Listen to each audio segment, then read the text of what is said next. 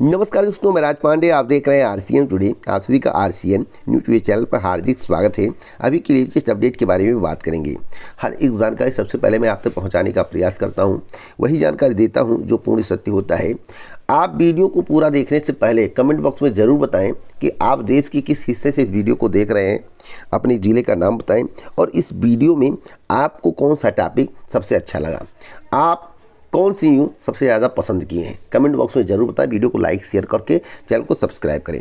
एक महत्वपूर्ण खबर दिखाना चाहता हूं, जिसकी चर्चा जोरों से थी, उसका सवाल परीक्षा में पूछा जाना शुरू हो गया है। जैसा कि आपने स्क्रीन पर देख रहे हैं, विश्वविद्यालय की परीक्षा में पूछा गया कि गोदी मीडिया से आप क्या समझते हैं।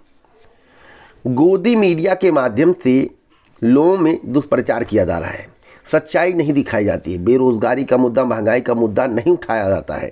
सोशल मीडिया महंगाई और बेरोजगारी के बारे में जानकारी ना दे तो हो सकता है कि आम जनता को सही जानकारी ना मिले। केवल अंधभक्ति में गोदी मीडिया इस समय लिप्त है। उसी के संबंध में सवाल पूछ लिया गया, कहाँ की जानकारी है। सबसे बड़ी बात मैं आपको यह भी बताना चाहता हूँ।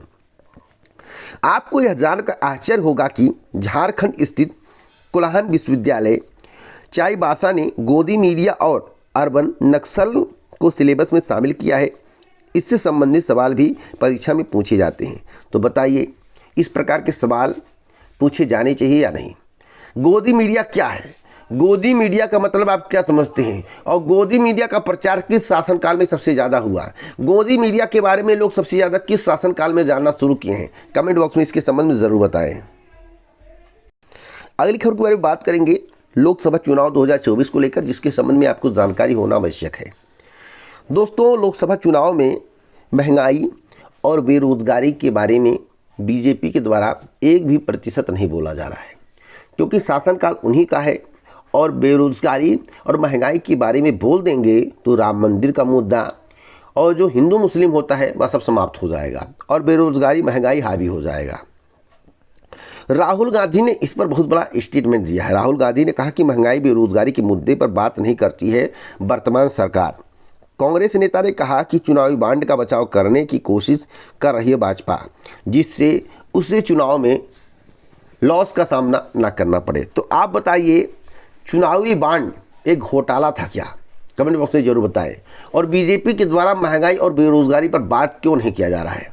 आप कमेंट बॉक्स में बताइए कि आप किस मुद्दे पर वोट करने वाले हैं।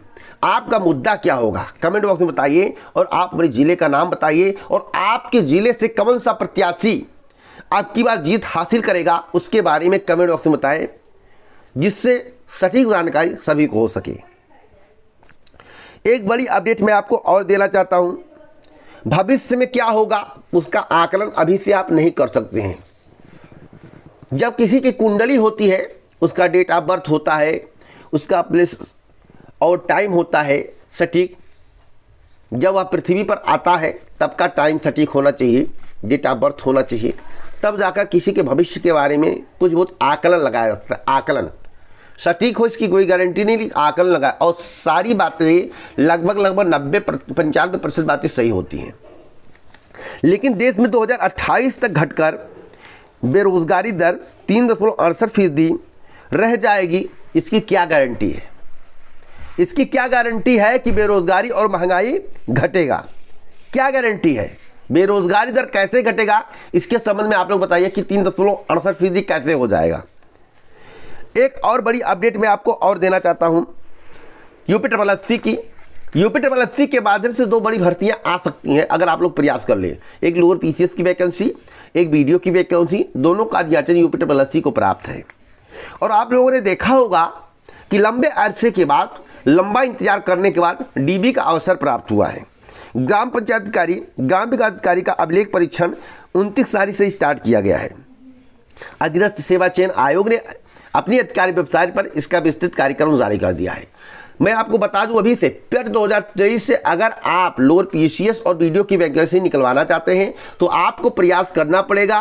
नहीं प्रयास करेंगे वैकेंसी लटक जाएगी, क्योंकि यूपी को अधियाचन प्राप्त है। उत्तर प्रदेश लोक सेवा आयोग का हाल देख लीजिए। उत्तर प्रदेश लोक सेवा आयोग को एलटी का शिक्षक भर्ती, बीओ इत्यादि का अधियाचन प्राप्त है, लेकिन विज्ञापन नहीं आ रहा। उसी प्रकार से उत्तर प्रदेश अधीनस्थ सेवा चयन आयोग में वीडियो की वैकेंसी का अधियाचन, लोअर की वैकेंसी का रिएक्शन प्राप्त है परंतु वैकेंसी नहीं आ रही। वैकेंसी तभी आएगी जब आप प्रयास करेंगे। एक बड़ी अपडेट मैं आपको और देना चाहता हूं जो कि बहुत दुखदाई है, कष्टकारी है। कष्टकारी इसलिए है कि पीसीएस प्री में सामान्य से अधिक ओबीसी ईडब्ल्यूएस का कट-ऑफ है। आज के समाचार पत्रों में आप लोगों ने पढ़ा होगा। ऐसा कैसे हो रहा है? क्या आपने इसके पहले ऐसा सुना है कि जनरल कैटेगरी से ज़्यादा ओबीसी का कट ऑफ गया हो? कमेंट बॉक्स में जरूर बताएं, क्योंकि आपकी राय हमारे लिए अति महत्वपूर्ण है।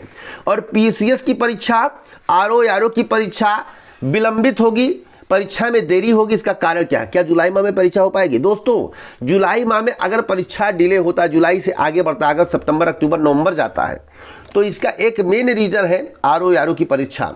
आरओ की परीक्षा जो है लीक होना, सस्पेंस पीसीएस की परीक्षा पर ढाल दिया है। और मैं आपको बताना चाहता हूं कि आरओ परीक्षा की वजह से ही पीसीएस की परीक्षा में विलंब हो रहा है। इतना मैं कहूंगा कि पीसीएस की परीक्षा पहले होगी, आरओ की परीक्षा बाद में होगी। और आपको बता दें, अगर आरओ की परीक्षा अगर पीसीएस की परीक्षा जुलाई अगस्त में होती है तो जान लीजिए आरओ की परीक्षा सितंबर अक्टूबर में होगी। अगर पीसीएस की परीक्षा अगस्त सितंबर में होती है तो आरओ की परीक्षा सितंबर अक्टूबर में होगी। यानी कि लगभग 25 से 30 दिन का गैप आपको देखने को मिल सकता है। तो वीडियो आपको पसंद आ रहा हो तो वीडियो को लाइक शेयर जरूर कर दें। एक और बड़ी अपडेट देना चाहता हूं सीबीएसई बोर्ड परीक्षा परिणाम को लेकर, यूपी बोर्ड परीक्षा परिणाम को लेकर। 10वीं और 12वीं के परिणाम के इंतजार में बैठे सीबीएसई और यूपी बोर्ड के अभ्यर्थियों के लिए बहुत ही बड़ी खबर है, छात्रों के लिए बहुत ही अच्छी खबर है। यूपी बोर्ड का परिणाम अप्रैल के 4th वीक में आ जाएगा। 4th वीक में यूपी बोर्ड का परिणाम आ जाएगा और सीबीएसई बोर्ड का परिणाम मई के 1st वीक में आ जाएगा, जो कि जानकारी प्राप्त हुई है। और अब की बार देखेंगे कि पास होने वालों की संख्या ज़्यादा है और आपके नंबर भी आपको बड़े मिलेंगे। यह भी बड़ी बात मैं आपको बता रहा हूँ। एक बड़ी अपडेट मैं आपको और देना चाहता हूँ। जैसा कि यूपीएससी ने रिजल्ट घोषित किया और टॉपर के नाम के बारे में आपको जानकारी होगी। टॉप 10 की जो सूची जारी की गई है उसमें आदित्य श्रीवास्तव, अनिमेश, डोनरू, पीके सिद्धार्थ, रूहानी, सृष्टि, अनमोल, आशीष, नौशीन, ऐश्वर्यम आदि शामिल है। मैं आपको बताना चाहता हूं जो फर्स्ट रैंक पर आए हैं आदित्य, वह लखनऊ के रहने वाले हैं, जो कि उत्तर प्रदेश में पड़ता है, सभी को पता है। ये पहले आईपीएस की ट्रेनिंग कर रहे थे, अब की बार इनका आईएएस में सिलेक्शन हुआ और फर्स्ट रैंक आया है। इन्होंने पूरे भारत में टॉप किया है, यूपीएससी की परीक्षा टॉप की है। तो बिग ब्रेकिंग न्यूज यह भी है आपके लिए। आपको अपने स्वास्थ्य पर विशेष ध्यान देना चाहिए। स्वास्थ्य से संबंधित महत्वपूर्ण जानकारी मैं आपको देना चाहता हूँ। गोरी त्वचा के प्रति समाज के जुनून के चलते गोरापन वाली क्रीमों का भारत में एक आकर्षक बाजार है, लेकिन एक नए अध्ययन में पता चला है कि त्वचा का गोरापन बढ़ाने वाली क्रीमों के इस्तेमाल से भारत में किडनी रोग की समस्या बढ़ रही है। अगर आप ऐसा करते तो आपको किडनी की बीमारी हो सकती है। आयुर्वेद नहीं में केमिकल युक्त होता है और आपके शरीर में जब आप चेहरे पर लगाते शरीर अवशोषित करता है, जो कि आपको किडनी की बीमारी दे सकता है। नया अध्ययन है। और मैं आपको बताना चाहता हूँ, अगर आप स्वस्थ रहना चाहते हैं तो एलोपैथ तत्काल अवस्था में बहुत अच्छा है। मैं नहीं कहूँगा, तत्काल में अगर ज़रूरत पड़ता है एलोपैथ का यूज़ सब लोग करते हैं, लेकिन आयुर्वेद से भी जुड़ने का प्रयास करें। आयुर्वेद आपका जीवन है और आयुर्वेद की पद्धति कई वर्षों, कई हजारों सालों से चलती आ रही है, सभी को पता है। चुनाव 2024 के नतीजे में बदलाव हो सकता है। आपको मालूम होगा कि लोकसभा चुनाव बीजेपी के लिए, अन्य पार्टियों के लिए बहुत ही अहम है। बीजेपी तो 400 पार का नारा लगा रही कि 400 सीटें आएंगी, चाहे जैसे आए। उनका लक्ष्य 400 लाना। मैं आपको बताना चाहता हूँ, अगर सुप्रीम कोर्ट के द्वारा, जैसा कि सुप्रीम कोर्ट में 16 तारीख को सुनवाई हुई है वीवीपैट को लेकर, उसकी पर्चियों को लेकर, कि जो वीवीपैट की पर्ची है वह हाथ में आ जाए और जो मतदाता हो वह बॉक्स में डाले, उसकी काउंटिंग की जाए।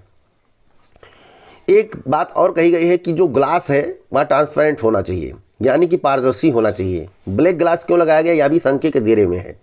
तीसरी बात कहेगी कि मशीन की टेपरिंग हो सकती है, मैनिपुलेट किया जा सकता है, क्योंकि इलेक्ट्रॉनिक वस्तु है तो मैनिपुलेट हो सकता है। जब वीवीपैट से कनेक्ट किया जाता है, जब तो कोडिंग की जाती है ना, तभी तो आपको पर्ची दिखती है, प्रिंटिंग होता है, सिंबल के हिसाब से वोट पड़ता है। तो मनुष्य के द्वारा बनाई गई चीज़ में क्या छेड़छाड़ नहीं हो सकती? हो सकती है। मानव निरपेक्ष है, प्राकृतिक नहीं है, लोग प्राकृतिक में छेड़छाड़ करने का प्रयास करें तो या तो मानव निर्मित है।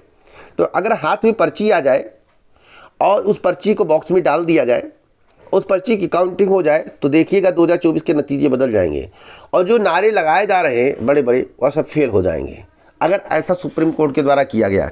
फिलहाल अभी यह कहा नहीं जा सकता है कि सुप्रीम कोर्ट के द्वारा इस बात के बारे में विचार विमर्श कर लिया गया और आदेश दे दिया गया है कि ये भैया पर्ची की काउंटिंग होगी, ऐसा कुछ भी नहीं कहा गया है। अभी एक सुनवाई और होने वाली, संभवतः 18 तारीख को हो, तो देखते हैं क्या होता है। वैसे सुप्रीम कोर्ट के द्वारा इलेक्शन कमीशन से जवाब भी मांगा गया है, तो इलेक्शन कमीशन के जवाब और उसके काउंटर के आधार पर सुप्रीम कोर्ट फैसला करेगा। जब चुनाव आयोग जो है जवाब देगा कि मशीन में, मतलब चुनाव आयोग बताने का प्रयास करेगा कि भैया मशीन में कोई दिक्कत नहीं है, मशीन को हैक नहीं किया जा सकता, मैनिपुलेट नहीं किया जा सकता, तो अब उस पर काउंटर लगाना पड़ेगा, जिसके द्वारा एडीआर के द्वारा या प्रशांत भूषण जो वकील है उनके द्वारा काउंटर करेंगे। अगर काउंटर सही तरीके से कर ले गए तो हो सकता है सुप्रीम कोर्ट जो है बैलेट पेपर से नहीं तो जो वीवीपैट की पर्ची उसकी काउंटिंग की अनुमति दे दे 100%, यह भी हो सकता है। तो अब देखना होगा क्या होता है, आगे कोई अपडेट मिलेगा तो जरूर दूंगा। अगर ऐसा होता है तो जान लीजिए चुनाव में बड़ा परिवर्तन होगा, 4 से 40 हो सकता है, 400 से 40 हो सकता है और 150 से 350-400 हो सकता है। बात समझ रहे हो, कुछ भी हो सकता है। तो वीडियो को शेयर कर, लाइक करें। पूरा वीडियो सुनने के लिए दिल से धन्यवाद।